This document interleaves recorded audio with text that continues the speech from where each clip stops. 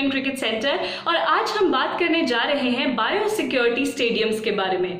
Biosecure stadiums पर काफ़ी चर्चा चल रही है क्योंकि कोविड-19 के दौरान जितने भी मैचेस हो रहे हैं वो बायोसिक्योर स्टेडियम्स में ही हो रहे हैं और आने वाले समय में भी जब तक कोविड-19 की सिचुएशन सेटल नहीं हो जाती तब तक सभी मैचेस बायोसिक्योर स्टेडियम्स में ही करवाए जाएंगे।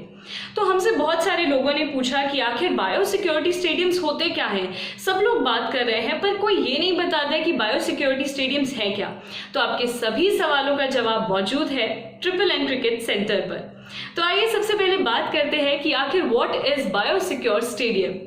बायोसिक्योर स्टेडियम्स वो स्टेडियम्स हैं जहां पर बायोसिक्योर एनवायरनमेंट क्रिएट किया गया है, यानी कि ऐसा एनवायरनमेंट जहां माइक्रो ऑर्गेनिजम्स, वायरस और बैक्टीरिया के संक्रमण को कम किया जा सके। और ये बहुत इंपॉर्टेंट है कि बायोसिक्योरिटी स्टेडियम्स में फिजिकल डिस्टेंसिंग के साथ साथ कुछ इंपॉर्टेंट रूल्स एंड रेगुलेशंस को फॉलो किया जा सके। ये सभी रूल्स एंड रेगुलेशंस अधिकारियों, खिलाड़ियों और कर्मचारियों को फॉलो करना इम्पॉर्टेंट है और मैंडेटरी है, यानी कि कंपल्सरी है। पर मैं उससे पहले बता दूं आपको कि इन बायोसिक्योर स्टेडियम्स में स्टेडियम का हर कोना कोना सैनिटाइज होता है और स्टेडियम से लेकर होटल रूम्स तक ऐसी कोई भी जगह नहीं होती जहां पर सैनिटाइजेशन प्रोसीजर फॉलो ना किया जाए। उससे भी इंपॉर्टेंट बात यह है कि खिलाड़ी जो एक्रेडिटेशन कार्ड पहनकर घूमते हैं उसमें एक माइक्रोचिप लगी होती है जो खिलाड़ियों को ट्रैक करती है, यानी कि खिलाड़ी कहाँ जा रहे हैं, कहाँ से आ रहे हैं, कहाँ पर वो गए हैं। और ये बहुत इंपॉर्टेंट है खिलाड़ियों की सेफ्टी के लिए। मैं आपको ज़रूर बताऊंगी कि ये कॉन्सेप्ट कहाँ से आया है, क्योंकि ये जानना भी बहुत इंपॉर्टेंट है कि बायोसिक्योरिटी का कॉन्सेप्ट आया कहाँ से है।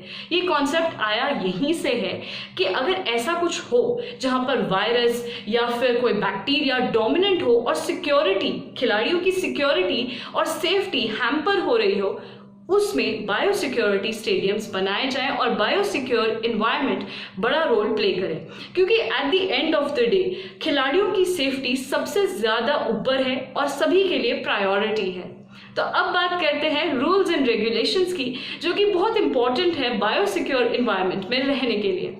सबसे पहला रूल ये है कि स्टेडियम में लंच और डिनर के दौरान सभी खिलाड़ियों के लिए व्यवस्था अलग अलग की जाएगी और ये इसलिए है जिससे कि खिलाड़ियों के बीच संक्रमण कम हो, कांटेक्ट कम हो और अगर बाई चांस किसी खिलाड़ी को कोई लक्षण भी हैं किसी वायरस के या किसी बैक्टीरियल इन्फेक्शन के, तो वो एक दूसरे से अलग रहे और जिस खिलाड़ी को संक्रमण है या फिर जो खिलाड़ी डिजीज कुछ प्रॉब्लम हो गई है उसे अलग कर दिया जाए और बाकी खिलाड़ियों की सेफ्टी इंटैक्ट बनी रहे। दूसरा पॉइंटर है खिलाड़ियों के रहने से रिलेटेड।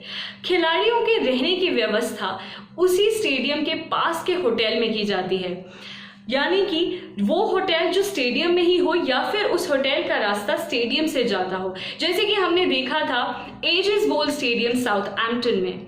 मैं आपको बता दूं इंग्लैंड वर्सेस वेस्ट इंडीज की टेस्ट सीरीज का पहला टेस्ट मैच साउथहैम्पटन के एजिस बोल स्टेडियम में हुआ था और बाकी दो टेस्ट ओल्ड ट्रैफर्ड में। और दोनों ही ऐसे स्टेडियम हैं जहां पर होटल अंदर ही है, स्टेडियम के अंदर ही है, उन होटल्स का रास्ता स्टेडियम से ही जाता है। तो इससे ये बेनिफिट है कि खिलाड़ियों को स्टेडियम से बाहर नहीं जाना पड़ेगा और वहीं अंदर के अंदर जाएंगे और वहीं से उनकी सेफ्टी को मेंटेन किया जाएगा। तो ये एक बहुत ही बड़ा बेनिफिट रहता है खिलाड़ियों के लिए बायोसिक्योर स्टेडियम्स में रहना, क्योंकि ऐसा होगा कि स्टेडियम में मैच खेलेंगे और उसी के बाद वहीं के रास्ते से आप होटल जा सकते हैं और वो भी होटल जो बायोसिक्योर एनवायरनमेंट में हो, जो बायोसिक्योरिटी मेजर्स को फॉलो करता हो। थर्ड पॉइंट हम डिस्कस करते हैं डाइनिंग एरिया से रिलेटेड। बायोसिक्योर एनवायरनमेंट में डाइनिंग एरिया के लिए एंट्री और एग्जिट डिफरेंट है।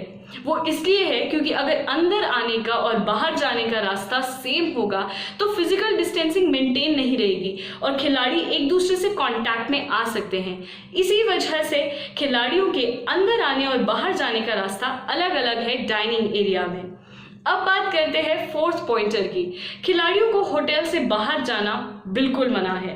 खिलाड़ी बाहर नहीं जा सकते हैं, इनफैक्ट अपने पेरेंट्स से भी नहीं मिल सकते हैं, फैमिली से नहीं मिल सकते हैं खिलाड़ी। फिफ्थ एंड इम्पॉर्टेंट पॉइंटर है ट्रेनिंग से रिलेटेड।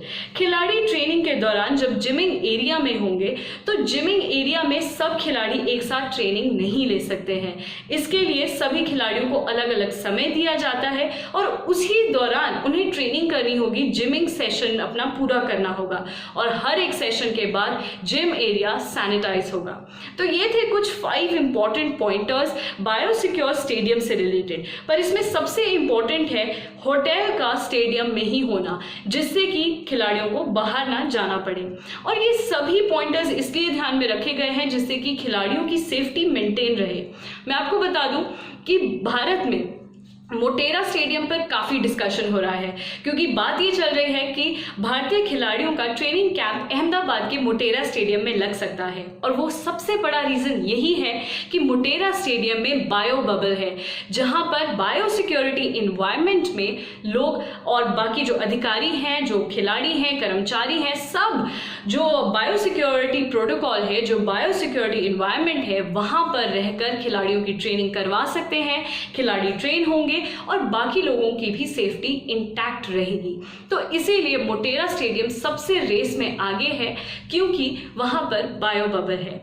तो ये बात थी बायो सिक्योरिटी स्टेडियम के बारे में। ऐसी ही इंटरेस्टिंग बातों को जानने के लिए देखते रहिए ट्रिपल एन क्रिकेट सेंटर और आप हमारे चैनल को लाइक और सब्सक्राइब करना बिल्कुल मत भूलिएगा।